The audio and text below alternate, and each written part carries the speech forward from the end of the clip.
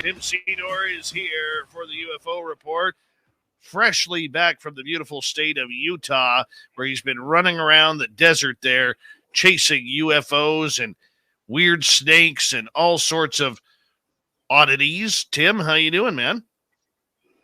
Good. Tired, but good. How about yourself, buddy? It's been a while. It has been a while, but we're glad to have you back, man, and back on this side of the West Coast here, and talk about your adventure there for a little bit, man. Right. Survival of the fittest is what it was. 9 days deep in the heart of the mountains of Utah in the Uinta Basin. Took a team of 5 with me this time, and we had massive amounts of success. Tons of data to weed through, lots of video, and lots of stories, of interesting events. So that is to come. We are working hard on compiling that. I'm going to have a documentary out really quickly. So we'll have this out and ready for all of your viewers and the whole world here very soon. And then we start up on the next one, and that's where we'll be going live. Want to ask you, what's the purpose of this? For people who may not know, what's the purpose? So we do have a goal, a long-term goal, but the immediate purpose is to have transparency and data for people that are interested on the topic. We're investigating not just UFO, but in fact, the phenomenon in general. So it's not limited to the skies. We're finding that it relates to things like electromagnetic frequency and things that can be measured here on the ground. I mean, the goal is to prove this with proof and data. That is our goal. And along with that proof and data, we hope to take that to the next level and present it to Congress, along with some helpful people that are going to dig into the truth and the history and try and come up with parts of cases that haven't been discovered before, evidentiary proof, and take it to Congress. Okay, so the idea behind this is a scientific filming movement that you have created with people like Terry Hall and others who are deemed trying to get some of the best evidence you possibly can in a hotbed, which is northeastern state of Utah. Am I correct?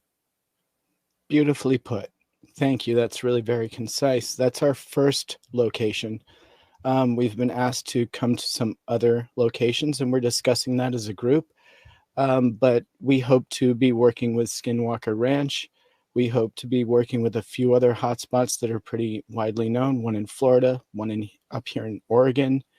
And then individuals that have sightings, if they're around our mobile lab, the Starliner, we would be able to get boots on the ground investigation on something that happens to us in real time. And so the idea is that we get there with our live cams and we get them up and running, and people will see the investigation as it happens in real time, and they'll be able to see our results in real time. And that would also be, live cameras on the sky. So if people are watching, they can contact us and let us know.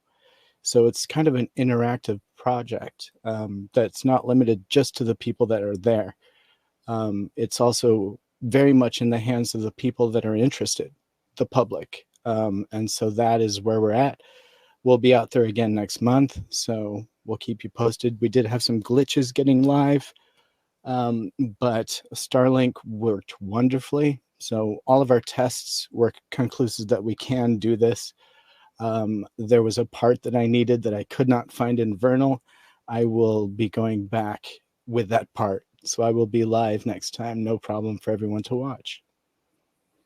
Very cool. Now, Tim, where do you plan on taking all of this evidence? I mean, yes, the one thing I love about you guys is that you want to do it for the public. And the public, as you know, and we've talked about on this show many a time, the public has a right to know what is going on in the sky above. They really do.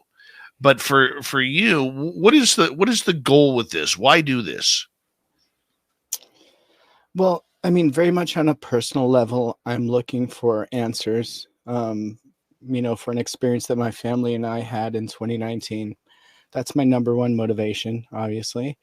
But my frustration in my situation was that I wasn't able to get very clear answers from the people I was talking to. So I was like, if I was ever to do this, I would want to know every detail. And so I'm making it that way for everyone else. So there's no frustration over anything that we do. Um, and it's very much personal. I'm very clear on it. I'm not looking for like financial gain by this. This is very much an investigation for the truth. And the only way to do it is to look for evidence myself. And so that's what I'm doing personally. And everyone that's involved is doing the same thing there to answer a personal question. And I encourage that. And people that come to these events are volunteers and very much on their own journey, which I encourage. And I simply document as a documentarian. I'm there filming most of the time, other people investigating.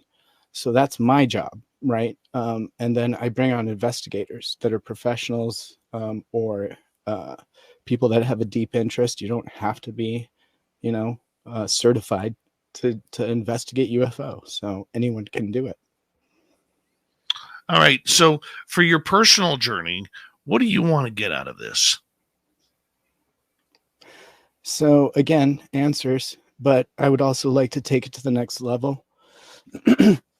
So any evidence and data that we retrieve that is satisfactory to other skeptical minds and peers, anything that is valuable, I hope to collate and take to Congress. I mean, that is really my goal, is to make this go to the next level and no more of the fishing for the frame that has the little silver disc in it anymore. We would go with hard data prepared professionally in a way that Congress would be able to understand and presented in a way from the people that either collected it or can represent it properly with a good explanation for what that data is and what it means.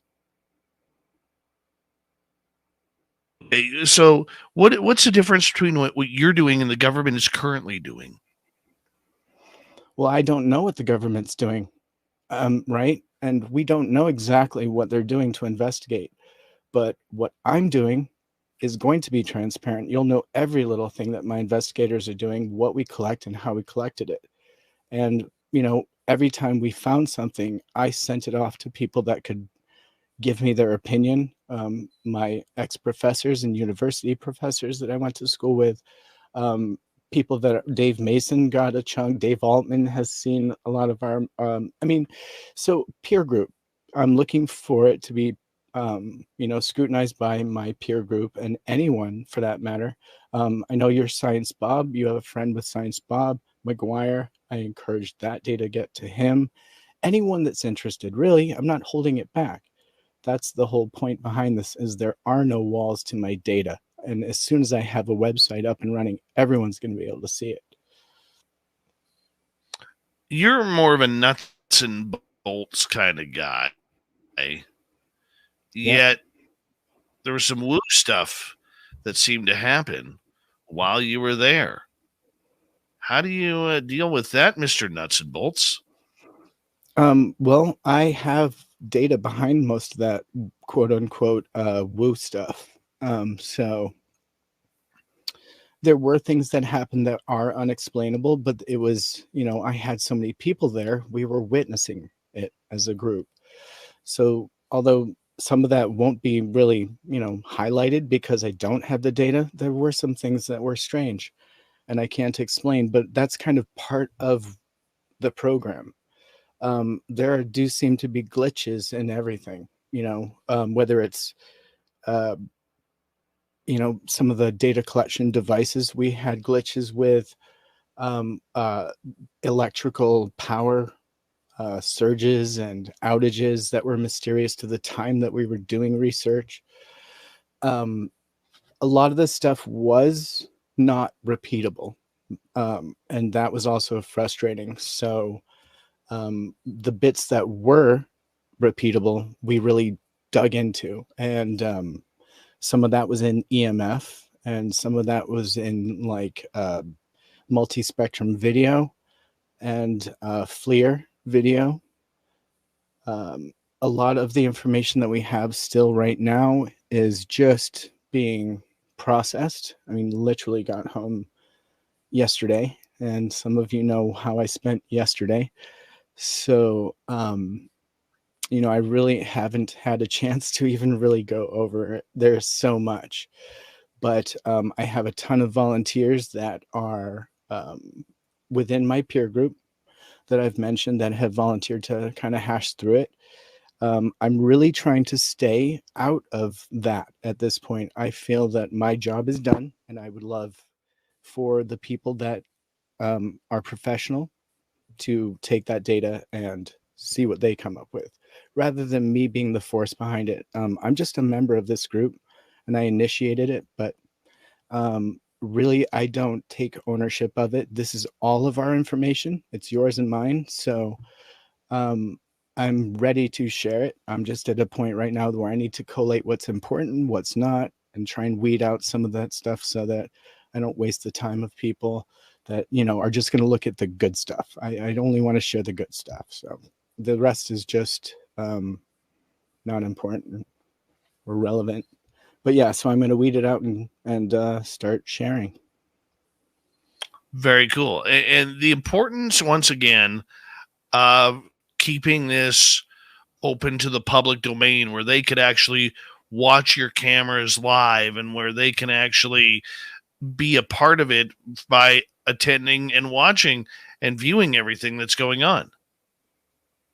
Yeah, that's hugely important. And I was really, that was really the only thing that didn't happen on this first step project. So Project Starlight is, you know, fully in force right now.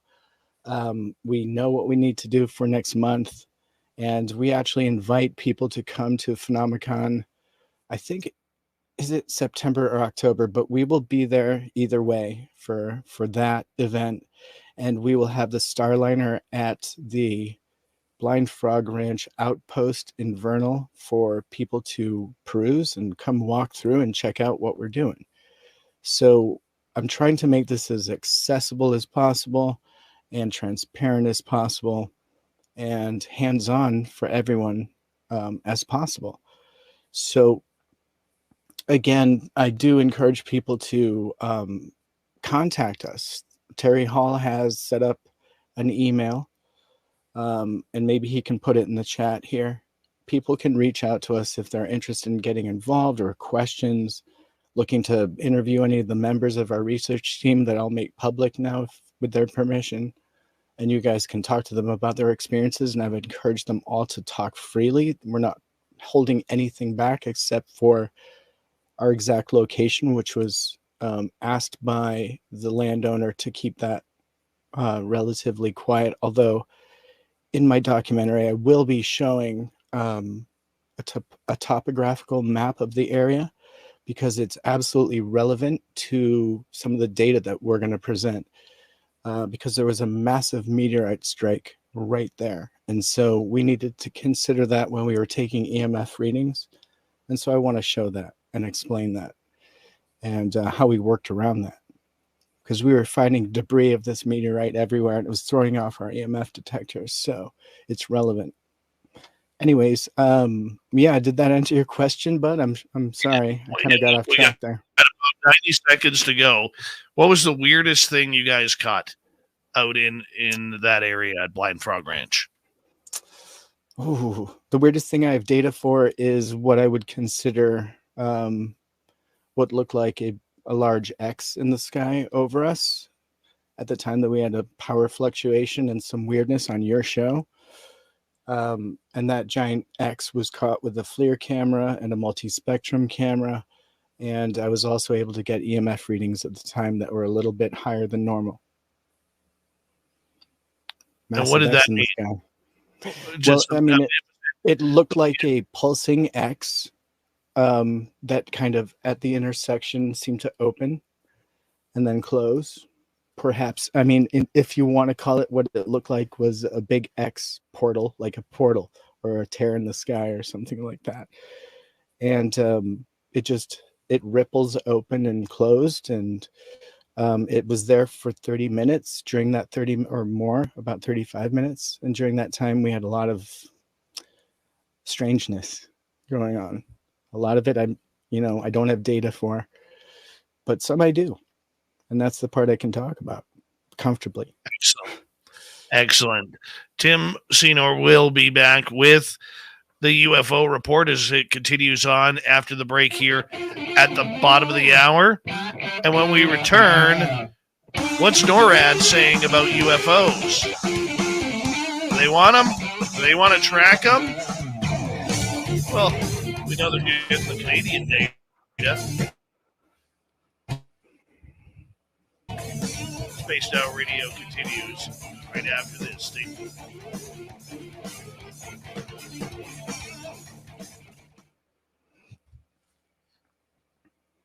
There you go. Yeah, buddy, I'm sorry I'm on Wi-Fi, so it might be a little glitchy. How am I coming through? As long as the audio comes through great, that's all I care about. Yeah, I don't care about the video. I care about the audio. All right. Is it patchy or? No, right now you're perfect. Oh, okay. All right, good. Handsome as ever. Oh, right. Yeah, I had a shave. What's that like? Yeah, I don't know. It was rough, actually. Might have nicked myself here and there. But I am a little beat down, my friend. A little bit beat down. It's been a rough 9 days. I hear you. Because you're a party animal. Yeah, I'm a monster. I'm an absolute monster. Hey, I hung out with you in Vegas, man. I went to bed like a good Christian kid, and here you were. I'm going to go gamble a little bit more.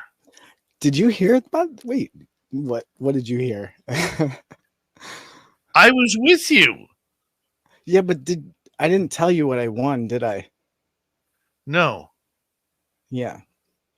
Well, I did tell a couple other people, and I wasn't sure if it had gotten out. The minute you went to bed, I won $500. And I wasn't going to tell you because I thought it might ruin your trip. No, not at all, dude. That's fantastic. Okay. Well, there you go, everyone. You're witnessing Dave hear some. Yeah, I mean, you could have bought me breakfast next morning, you jerk. But that's great. Oh, that's the first thing you think of. You're not like, oh, I should have got your kids something. You're like, breakfast for me. What a guy. Oh, I fucking love you, dude. So, hey, Grantavius did a great job covering for me, man. I must thank him very much. Yeah, you'll buy him dinner, but you won't take me for breakfast after winning $500 in Vegas. Yeah, that's why I didn't want to tell you, because I knew you'd demand sausage. Oh, what a guy. Or is it bacon? Canadian bacon? Doesn't bacon... Hey, I have a question. No, Canadian bacon is just slices of thin ham. Does Canadian bacon have bones in it? No. It shouldn't. No, there's no such thing as Canadian bacon, people. No such thing. Well, if it comes from Canada, it's a bit Canadian. It doesn't come from Canada. You guys just had to give us something. No, you slap maple syrup on it and call it Canadian. Anything with maple flavor is Canadian. And I must compliment Canada on going public with their support of cannabis by putting it on their flag. I think it's fantastic. And I love that you have it behind you. I think it's great. Medicinal cannabis, people. Maple leaf. Medicinal cannabis. Oh, it's a maple leaf. I thought it was in support of cannabis. No. Okay, my bad. Yeah, look at Bombshell Bomber here. You won a bunch of money and didn't spoil Dave? What kind of animal are you, little Timmy? Well, I didn't think of it that way at the time. It's just he hadn't won anything, and he was like bummed about it. I wasn't bummed. Well, you seemed like maybe a little like like, Oh, you well, know, that never happens. I go in the with minute hey, he goes, the minute you walked away, I was like, bam. It's like, oh man, really? And I was like, oh, okay. I can't tell Dave. There's no way. There's oh man. no way I can tell Dave. It It was was pretty like when funny. Enzo at our Vegas party won like I think $2,500. Nice. Oh yeah. We were raising That's his hand great. in victory. Oh, Enzo came to your party? Okay. Yeah. I know who you're talking about. That guy's cool. Yeah. Hey, Right on. there's the scowling Greg O'Brien. Mm, mm, Oh, he's here. All right. He scowls yeah. in real life to everyone. He's an absolute peach. Mm, Mm-hmm. mm. You can never tell with him. He doesn't show his hand. He's got a poker face all the time. It's just grumpy. It's fantastic. Sure. But he chain smokes. Shouldn't chain smoke. Greg O'Brien, you shouldn't smoke. Stunning Jessica S. How you doing? We got 20 seconds. Thank you, Chris. NoCal, Lala, G West, Thomas, and Rich for the super chats. Very much appreciate it. And we're going to get going with the final half hour. If you haven't given us a thumbs up, thumbs down, thumbs sideways, yes, help us with the algorithms. Let's do this. That Bitcoin guy has to be Paul Heineken.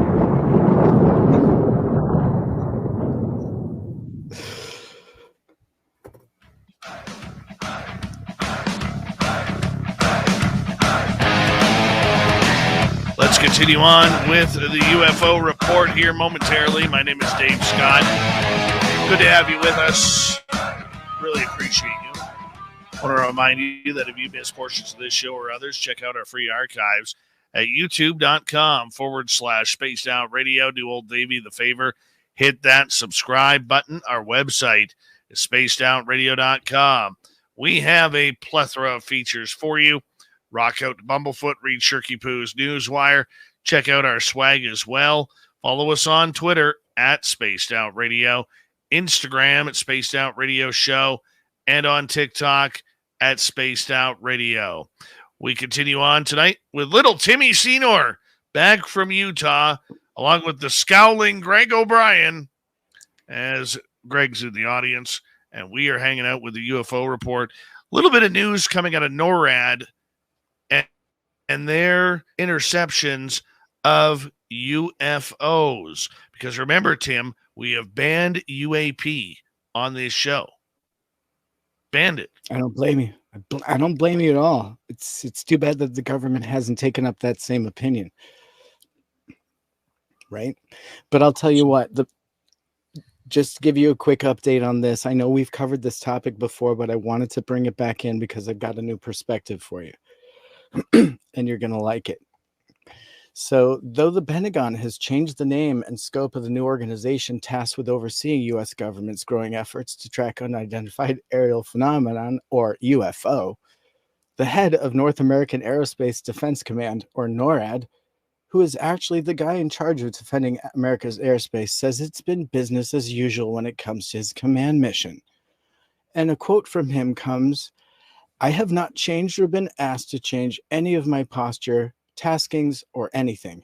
Air Force General Glenn D. Van Herk, the dual-hatted commander of both NORAD and U.S. Northern Command, told reporters Thursday during a roundtable discussion at the Aspen Security Forum.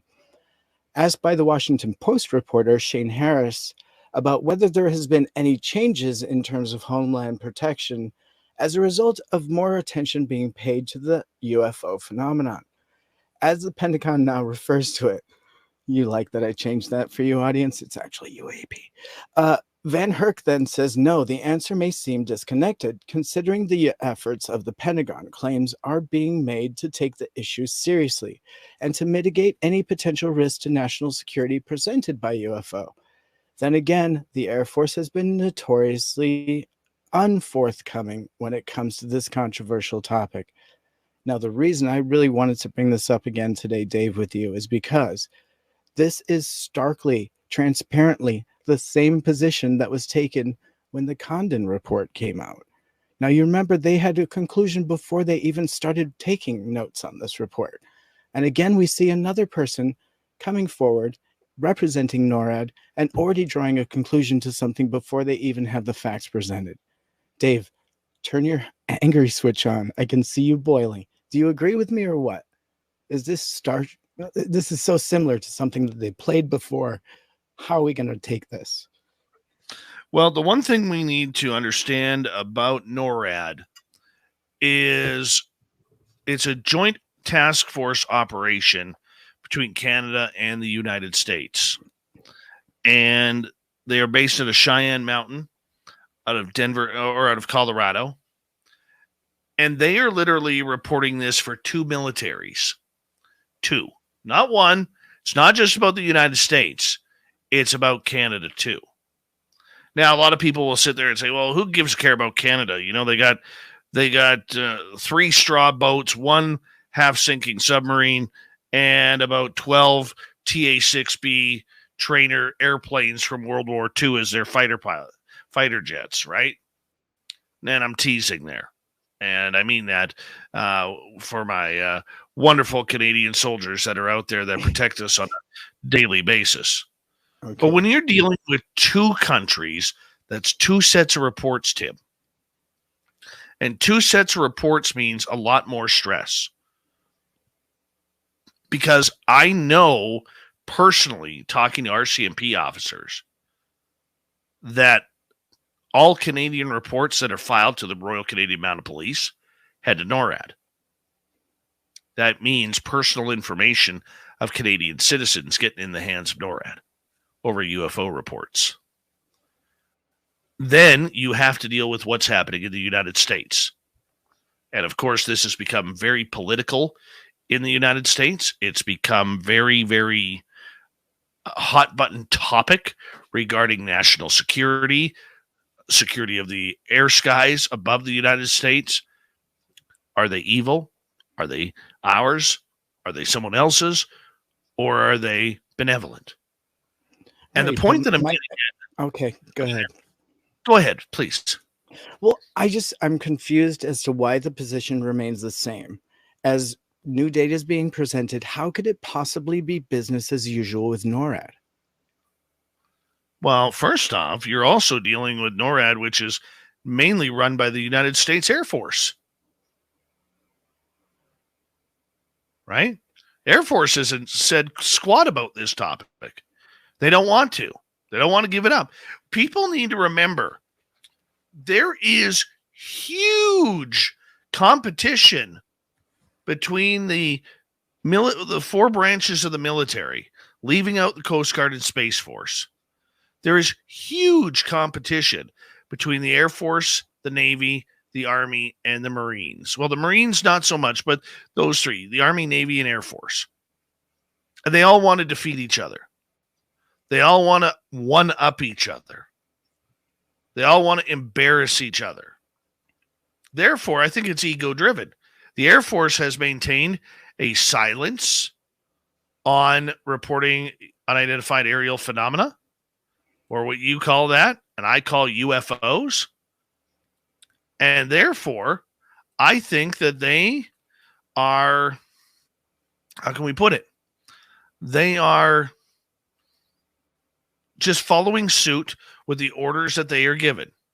They may not be the right orders, but when you are collecting reports for 2 countries, now Canada has blended military, so we are the Canadian Armed Forces, which means the Army, Navy, and Air Force are all under one banner, where yours are split up in the United States as separate entities.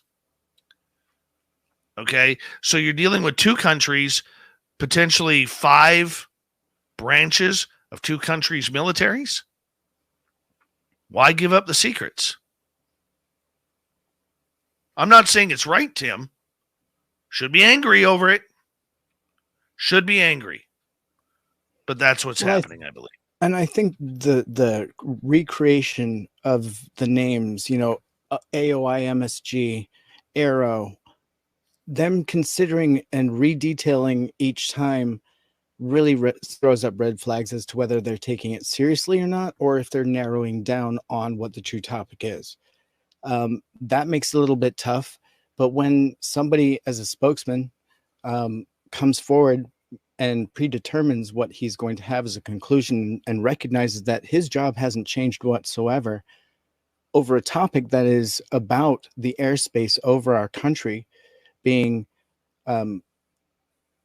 incurred upon without our military's knowledge or understanding, without our permission, quote unquote, I feel like that is a huge overestimation of the information that you've been given, because whatever he's been told has given him the confidence to not worry about this.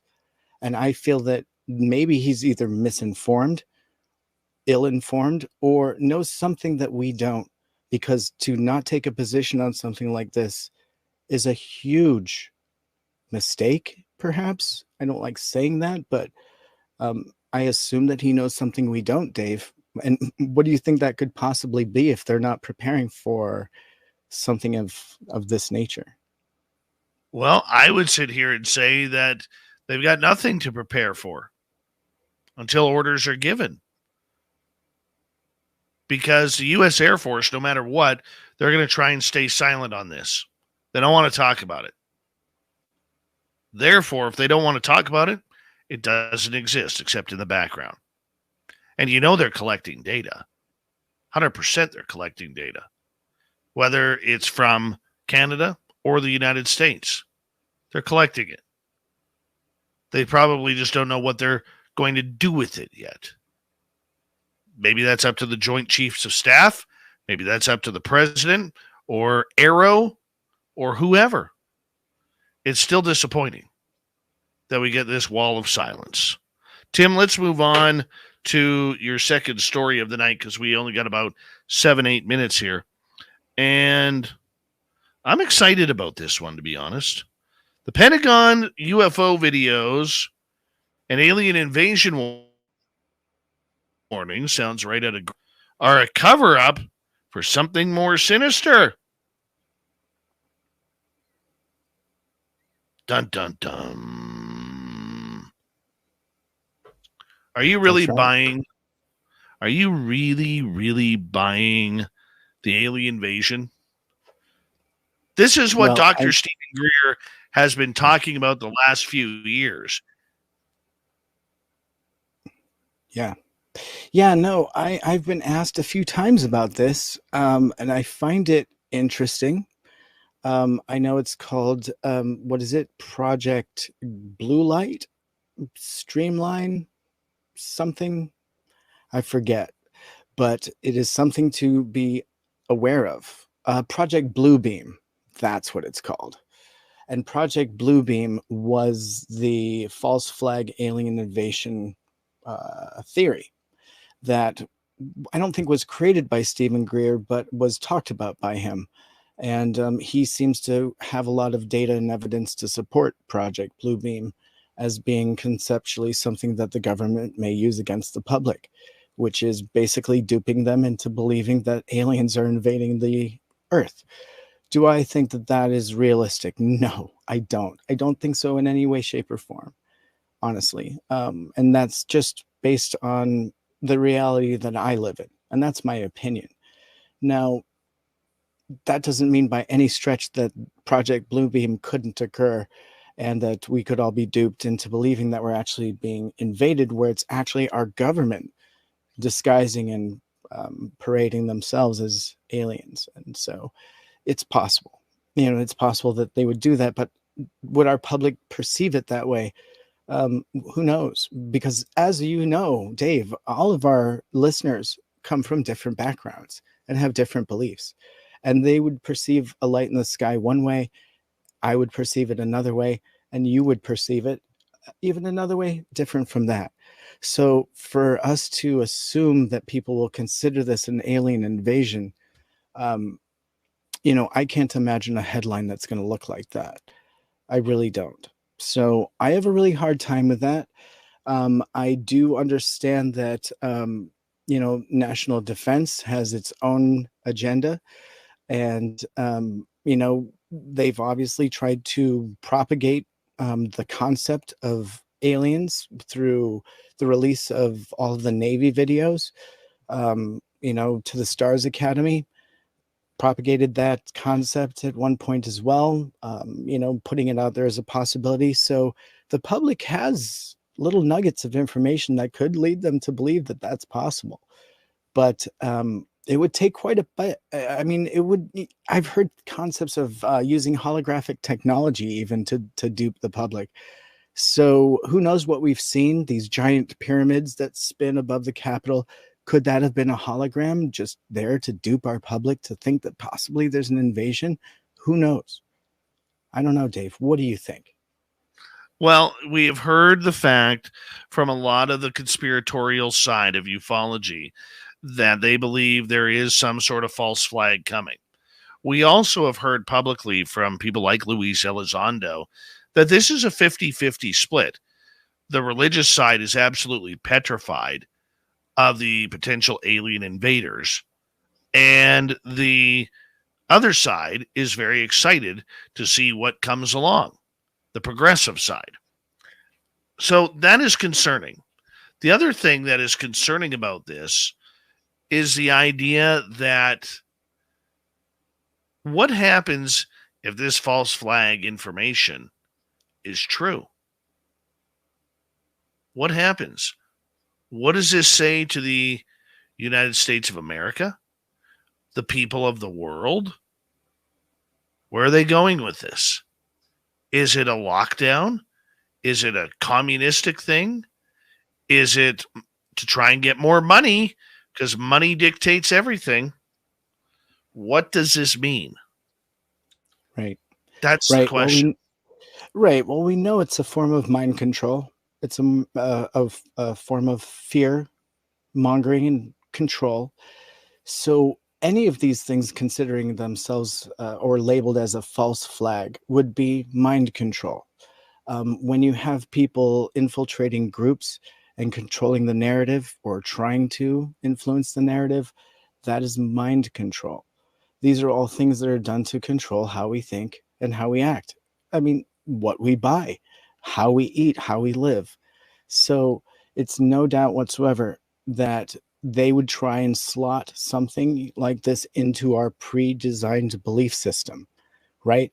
We all probably understand in this group that UFO isn't going to fit into any pre-designed belief system if it shows itself, right?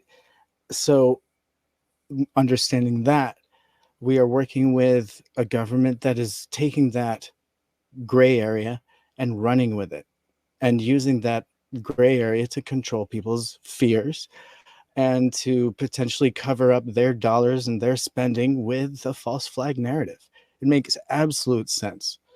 But would it be carried out on a level that, Project Bluebeam is expressing?